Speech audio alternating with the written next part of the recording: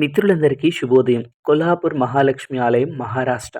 శ్రీ మహావిష్ణువు వైకుంఠం వదిలి తిరుపతికి రావటానికి గల ముఖ్య కారణం ఏంటంటే, అమ్మ మహాలక్ష్మి వచ్చేసేసి వైకుంఠం వదిలేసి కొల్హాపూర్‌కి వెళ్ళిపోవడం. లక్ష్మీదేవి కొల్హాపూర్‌కి ఎందుకు వెళ్ళిపోయింది? శ్రీ మహావిష్ణువు తిరుపతికి ఎందుకొచ్చారు? అన్నది మొత్తంగా నేను ఇంకొక వీడియోలో అయితే పెట్టాను. సో, దాన్నైతే మీకు కొంచెం వివరంగా వివరిస్తాను. శ్రీ మహావిష్ణువు వచ్చేసేసి వైకుంఠంలో ఉంటారు. అప్పుడొచ్చేసేసి భృగుముని అనే ఒక మహర్షి వచ్చేసేసి శ్రీ మహావిష్ణువును కాలుతో తన్నడం అయితే జరుగుతుంది గుండెల పైన.